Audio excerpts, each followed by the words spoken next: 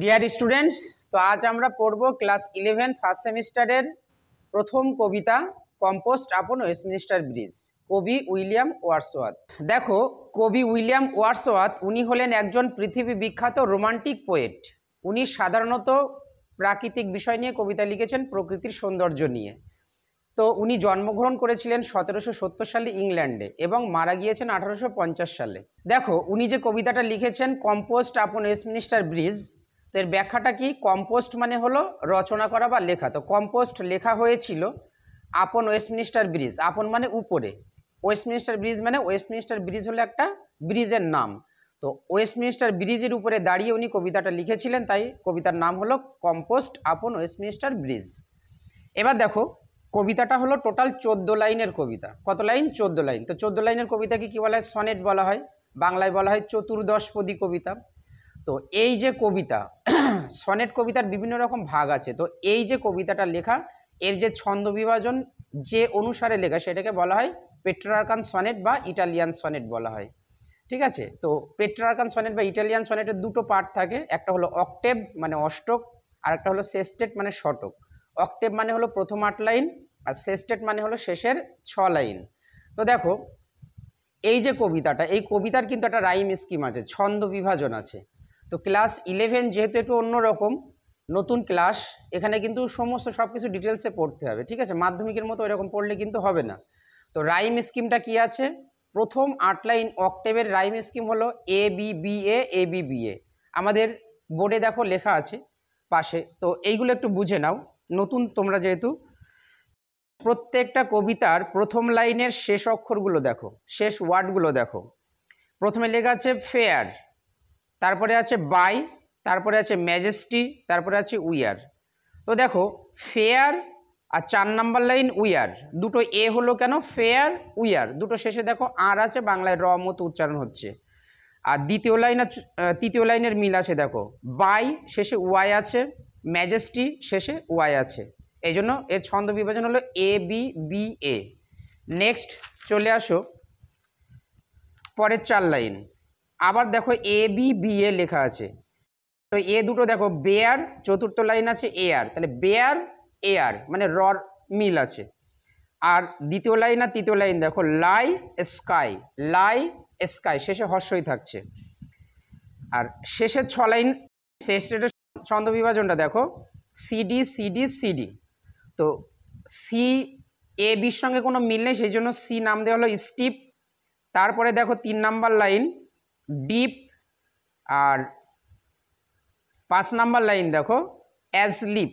তাহলে steep, deep, অ্যাজলিপ এইগুলো হচ্ছে সি। আর ডিগুলো দেখো, প্রথম হচ্ছে সেকেন্ড লাইন হিল, চতুর্থ লাইন উইল, আর শেষের লাইন হচ্ছে স্টিল। তাহলে হিল, উইল, স্টিল এইগুলো একই রকম উচ্চারণ, শেষে ল থাকছে, ইংরেজিতে এল থাকছে। তো এই ছিল ছন্দ বিভাজন।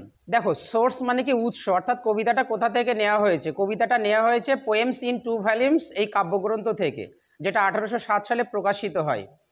আর কবিতাটা একটা মিটারে লেখা, এটা সাহিত্যিক ভাষা, সেটা হলো কি আয়াম্বিক পেন্টামিটারে লেখা। তো চলো দেখি টেক্সটের ভিতরে কি আছে। প্রথমে আমরা পড়ব প্রথম 8 লাইন অক্টেভ। কবিতাটা খুব ভালো করে মন দিয়ে শুনবে, ভালো করে বুঝবে। এখন নতুন সিলেবাসে এমসিকিউ করেছে ফার্স্ট সেমিস্টারে। এমসিকিউ বলে কিন্তু সাদামাটা পড়াশোনা করলে হবে না, টেক্সটটা খুঁটিয়ে খুঁটিয়ে পড়তে হবে, খুব ভালোভাবে মন দিয়ে সুন্দর করে শুনবে। তো চলো দেখি প্রথমে কি আছে। দেখো, কবিতার টেক্সট পড়ার আগে কবিতার বিষয়বস্তুটা আমরা সংক্ষেপে একটু জেনে নিই। কবি উইলিয়াম ওয়ার্ডসওয়ার্থ এবং তার বোন ডরোথি ওয়ার্ডসওয়ার্থ একদিন ফ্রান্সে যাচ্ছিলেন। তো ফ্রান্সে যাওয়ার সময় তারা কি করলেন, ইংল্যান্ড থেকে প্রথমে টেমস বলে একটা নদী আছে লন্ডন শহরের পাশে, টেমস নদীর উপরে একটা ব্রিজ আছে, সেই ব্রিজটার নাম হলো ওয়েস্টমিনিস্টার ব্রিজ। তো ওয়েস্টমিনিস্টার ব্রিজের উপর দিয়ে আসছিলেন। আসার সময়ে অ্যাকচুয়ালি তোমরা জানো কবির জন্ম হলো ইংল্যান্ডে। ইংল্যান্ড হলো একটা শীতপ্রধান দেশ। তো সাধারণত 12 মাস কি থাকে? কুয়াশা থাকে, মেঘ থাকে, সূর্যের আলো ভালোভাবে চারিদিকে পড়ে না। তো যেদিন উনি যাচ্ছিলেন খুব সকাল, মানে 5টা থেকে 6টা হবে আনুমানিক, তো শীতপ্রধান দেশে 5টা 6টা মানে ভোর বলা যায়। তো উনি যাচ্ছিলেন যখন, তখন সূর্য খুব সুন্দরভাবে চারিদিকে কিরণ দিচ্ছিল, চারিদিকে পরিষ্কার সব কিছুই দেখা যাচ্ছিল। তো লন্ডন শহরের উপরে সূর্যের আলোটা এত সুন্দরভাবে পড়েছে, লন্ডন শহরটাকে, ব্রিজটা যেহেতু উঁচু, লন্ডন শহরটা একটু নিচে আছে, তো খুব সুন্দর দৃশ্য দেখে উনি মুগ্ধ হয়ে গিয়েছিলেন উনি এতটাই বিস্মিত বা মুগ্ধ হয়ে গিয়েছিলেন, ওনার মনে হয়েছিল যে ওই দৃশ্যটাই হলো পৃথিবীর সবচেয়ে সুন্দরতম দৃশ্য। তো ওই দৃশ্য দেখে উনি বিস্মিত হয়ে মহিমান্বিত হয়ে উনি কি করেছিলেন, উনি ঘোড়ার গাড়িতে করে যাচ্ছিলেন, ওখানেই উনি ব্রিজের উপরে দাঁড়িয়ে কবিতাটা লিখেছিলেন। দেখো, অক্টেভ মানে অষ্টক, প্রথম 8 লাইন। এখানে আমরা 4 লাইন 4 লাইন ভাগ করে পড়ব। প্রথমে বলছে আর্থ হ্যাজ নট, পৃথিবীর নেই, এনিথিং কোনো কিছু, টু শো দেখানোর, মোর ফেয়ার, মোর মানে আরও বেশি, ফেয়ার মানে কি সুন্দর জিনিস। অর্থাৎ কবি বলতে চাইছেন এখন এই মুহূর্তে আমি লন্ডন শহরের উপরে যে সূর্যের আলো পড়েছে, লন্ডন শহরটাকে যে কত সুন্দর দেখাচ্ছে, এই যে সুন্দর দৃশ্য আমি দেখছি, আমার মনে হয় পৃথিবী এর চেয়ে ভালো সুন্দর দৃশ্য আর দেখাতে পারবে না। তার মানে কি কবি কি সারা পৃথিবী ঘুরে বেরিয়েছেন, সারা পৃথিবীর সৌন্দর্য দেখে বেরিয়েছেন যে এর চেয়ে সুন্দর দৃশ্য আর নেই? কিন্তু এখানে মনে করতে হবে কবির মতে, অ্যাকর্ডিং টু দ্য পোয়েট, কবির মতে কবি কাল্পনিকভাবে বলছেন যে এই দৃশ্য হলো পৃথিবীর মধ্যে সবচেয়ে সুন্দরতম দৃশ্য। তার মানে কি কবি এই কথাটাকে একটু অতিরঞ্জিত করে বলেছেন, একটু বাড়িয়ে বলেছেন। এটাকে ইংলিশে সাহিত্যের ভাষায় বলে হাইপারবোল। তারপরে দেখো ডাল, নির্বোধ বা অনুভূতি শূন্য, would he be, would he তিনি, বি মানে হবেন, তিনি হবেন নির্বোধ বা অনুভূতি শূন্য মানুষ, অপসোল মনের দিক থেকে বা আত্মার দিক থেকে, হু যে বা যিনি, কুড পাস বাই, কুড মানে পারবেন, পাস বাই পাশ কাটিয়ে যেতে বা না দেখে চলে যেতে। অর্থাৎ কবি বলতে চাইছেন এই যে এত সুন্দর একটা দৃশ্য, আমি এতটা মনোমুগ্ধকর দৃশ্য আমি মনোযোগ দিয়ে দেখছি, পাশ দিয়ে এই ব্রিজের উপর দিয়ে এখন যে যাবে সে এই সুন্দর দৃশ্য দেখতে বাধ্য। যদি কেউ এই সুন্দর দৃশ্য না দেখে পাশ কাটিয়ে চলে যান তাহলে বুঝতে হবে সুন্দর জিনিস দেখার যে মর্যাদা তিনি বোঝেন না, তার মধ্যে সুন্দর জিনিস দেখার মানসিকতাই নেই। আসাইট এমন এক দৃশ্য, সো টাচিং, সো মানে খুবই, টাচিং মানে মনোমুগ্ধকর, খুবই মনোমুগ্ধকর এমন একটা দৃশ্য, ইন ইটস এটার ম্যাজেস্টি, ম্যাজেস্টি মানে মহিমা বা সৌন্দর্য। অর্থাৎ কবি বলতে চাইছেন এই যে দৃশ্যটা আমি দেখছি এত সুন্দর একটা দৃশ্য, আমি না দেখে থাকতে পারছি না। তো এই ব্রিজের উপর দিয়ে এখন এই মুহূর্তে যেই যাবেন তাকে এই দৃশ্য দেখতে তিনি বাধ্য হবেন। যদি কেউ না দেখেন এই দৃশ্য তাহলে বুঝতে হবে তার ভিতরে সৌন্দর্য বোধ নেই। নেক্সট, দিস সিটি, এই নগরী, এই নগরী বলতে এখানে সিটি দেখো সি বড় হাতে দেওয়া আছে, তো সিটি শব্দটা সিআইটি হয়, সিটি মানে হলো নগর। তো নগরের সিটি শব্দটা কখনোই বড় হাতের হয় না বাক্যের প্রথমে ছাড়া, তো এখানে মাঝখানে বড় হাতের হয়েছে কেন? এখানে লন্ডন শহরটাকে বোঝানো হয়েছে। তো দেখো দিস সিটি মানে কি এই নগরী, অর্থাৎ লন্ডন নগরটা। নাও এখন ডথ, ডথ হলো একটা ওল্ড ইংলিশ ওয়ার্ড যেটাকে আমরা এখন ডাজ বলি, এটা জোর দেওয়ার জন্য ব্যবহার হয়। লাইক যেন আ গার্মেন্ট একটা পোশাক, উইয়ার পরিধান করে আছে, দ্য বিউটি সৌন্দর্য অব দ্য মর্নিং সকালের। অর্থাৎ কবি বলছেন যে লন্ডন শহর যেন মনে হচ্ছে এখন সে পোশাক, সৌন্দর্যের একটা পোশাক পরেছে, সকালের যে সৌন্দর্য সেই সৌন্দর্য মেখে যেন একটা পোশাক পরে আছে। তো দেখো মানুষ পোশাক পরে কিসের জন্য? শরীরটাকে ঢাকার জন্য, এবং পোশাক পরলে কীরকম দেখায়? সুন্দর দেখায়। তো লন্ডন শহরের উপরে সূর্যের আলো সুন্দরভাবে কিরণ দিচ্ছে, তো মনে হচ্ছে যেন লন্ডন শহরটা পোশাক পরেছে, এবং পোশাক পরেছে বলে লন্ডন শহরটাকে খুব সুন্দর দেখাচ্ছে। আচ্ছা দেখো, লন্ডন নগরী কোনোদিন পোশাক পরতে পারে? তো জড় বস্তুর ভিতরে ব্যক্তিসত্ত্ব আরোপ করা হয়েছে, এটা বলা হয় সাহিত্যের ভাষায় পার্সনিফিকেশন। সাইলেন্ট নীরব, অর্থাৎ লন্ডন শহরটা এখন কীরকম? সাইলেন্ট, নীরব। নীরব কেন বলা হচ্ছে? কারণ দেখো লন্ডন নগরীটা সাধারণত ভীষণ বড়, মানুষজনের ভিড়, কোলাহল থাকে, ভিড় থাকে, আওয়াজ থাকে, কিন্তু ভোরবেলা 5টা 6টার সময় শহরের কোনো কাজকর্ম শুরু হয়নি, দোকানপাট এখনও শুরু হয়নি, কেউ দোকানপাট খোলেনি, সেই জন্য লন্ডন শহরের আশপাশের পরিবেশটা খুবই সুন্দর, সাইলেন্ট। বেয়ার, বেয়ার মানে হলো আবরণহীন বা অনাবৃত, অর্থাৎ চারিদিকে সমস্ত সব কিছুই দেখা যাচ্ছে। কেন এখানে সব কিছুই দেখা যাচ্ছে? কারণ দেখো ওই দিন সূর্য এতটা সুন্দরভাবে কিরণ দিয়েছিল যে আকাশে কোনো কুয়াশা নেই, মেঘ নেই, এমনকি কলকারখানা চলছে না, যানবাহন চলছে না সকালবেলা, ঠিক আছে? তো সেই সময় বাতাসে কোনো ধোঁয়াও নেই, কারণ অন্য সময় কি হয়, শীতকালে কুয়াশা থাকে আর কলকারখানা চললে, যানবাহন চলাচল করলে ধোঁয়ায় কুয়াশায় দূরের জিনিস দেখা যায় না। কিন্তু কবি বলছেন এখন এই মুহূর্তে চারিদিকে নিস্তব্ধ পরিবেশ, সুন্দর পরিবেশ এবং চারিদিকে সমস্ত সব কিছু উন্মুক্ত, পরিষ্কার দেখা যাচ্ছে। শিপস, জাহাজগুলো, টেমস নদীতে জাহাজগুলো আছে। টাওয়ার্স, অট্টালিকাগুলো, বড় বড় যে অট্টালিকা আছে পাশে টেমস নদী থেকে ওই ব্রিজের উপর থেকে দেখা যাচ্ছে।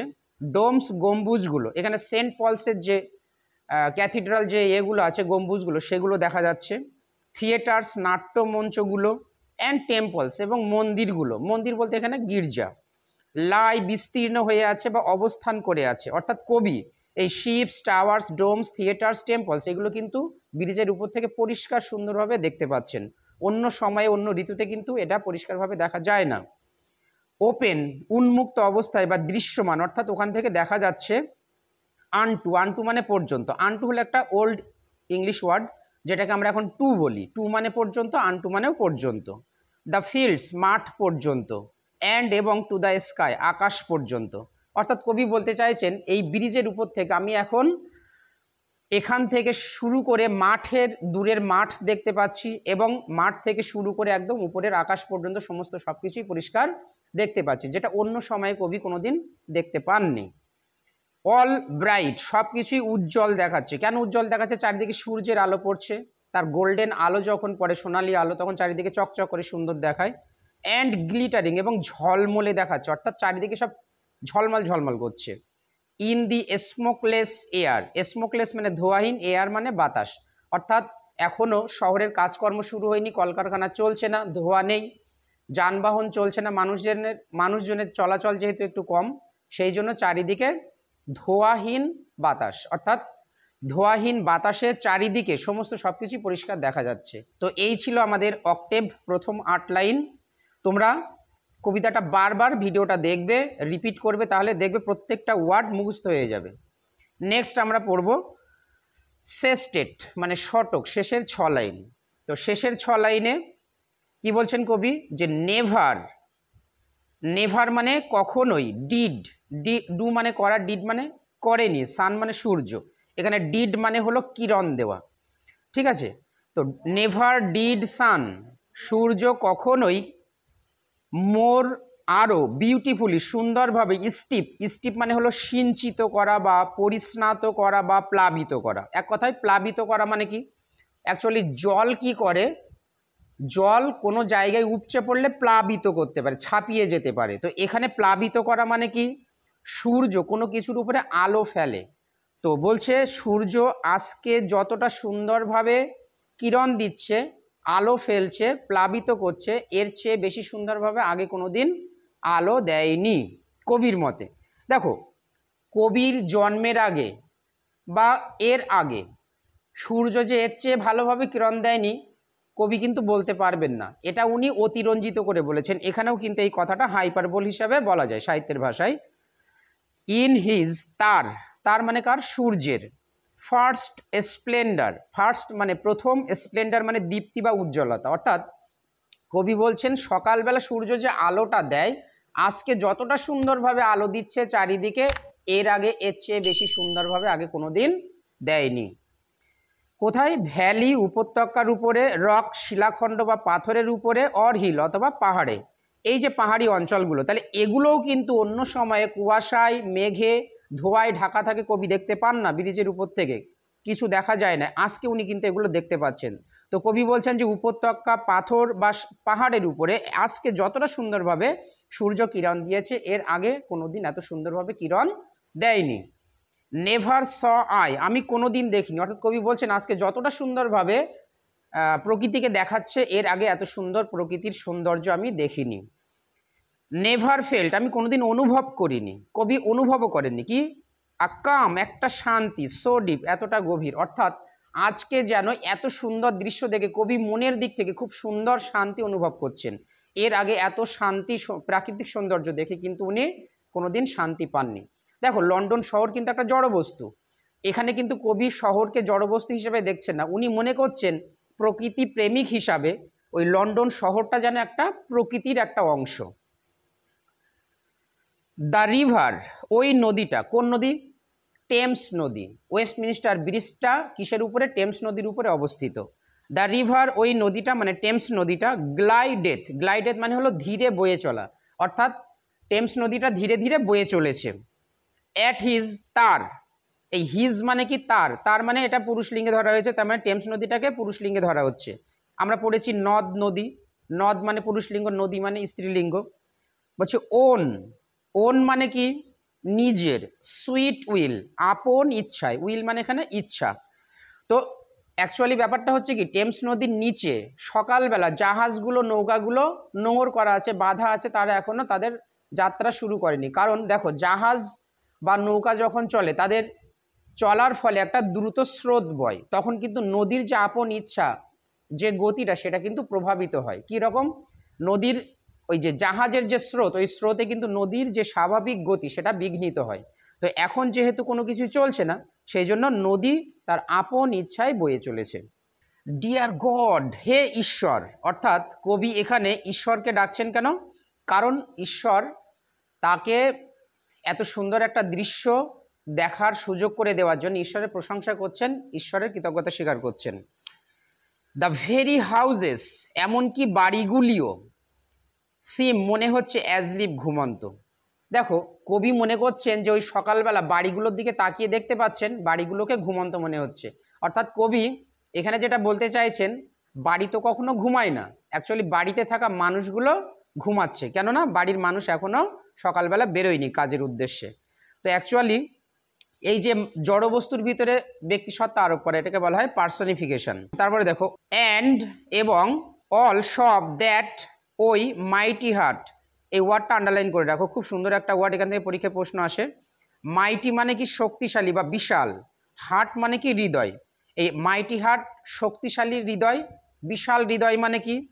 এখানে অ্যাকচুয়ালি বিশাল মানে কি, লন্ডন শহরটা অনেক বড় আয়তনে, সেই জন্য এটাকে মাইটি বলা হচ্ছে। আর হার্ট মানে হৃদয়, হৃদয় মানে কি? প্রাণ কেন্দ্র, ঠিক আছে? তো সেই সময় কি লন্ডন শহরটা ছিল ইংল্যান্ডের প্রাণ কেন্দ্র, সেই জন্য লন্ডন শহরকে এখানে মাইটি হার্ট হিসেবে বলা হচ্ছে। তো মনে রাখবে, মাইটি হার্ট মানে কি? London, the city of London, London নগরী। ইজ লাইং, শুয়ে আছে, স্টিল, শান্ত হয়ে, অর্থাৎ কবি বলতে চাইছেন এখন এই সকালবেলা লন্ডন শহরের চারিদিকে নিস্তব্ধ পরিবেশ, লন্ডন শহরের মানুষজন শান্তিতে শান্ত হয়ে সব ঘুমিয়ে আছে। তো আজকে এই পর্যন্ত। তোমাদের ভিডিওটা কেমন লাগলো কমেন্টে একটু জানাবে, আর ভিডিওটা যদি ভালো লাগে তোমরা একটা লাইক করে দেবে এবং ভিডিওটা তোমাদের পরিচিত সকলের মধ্যে শেয়ার করে জানিয়ে দেবে। আর পরবর্তীতে আমাদের কিন্তু প্রোজ, পোয়েম, র্যাপিড রিডার সমস্ত টেক্সট দেওয়া হবে, গ্রামার দেওয়া হবে, আনসিন দেওয়া হবে, আর তোমাদের সুন্দর সুন্দর এমসিকিউ দেওয়া হবে, সাজেস্টিভ, যেগুলো থেকে তোমরা পরীক্ষায় কমন পাবে এবং তোমরা খুব উপকৃত হবে। তো সকলে ভালো থেকো, সুস্থ থেকো। আজকে এই পর্যন্তই। Best of luck.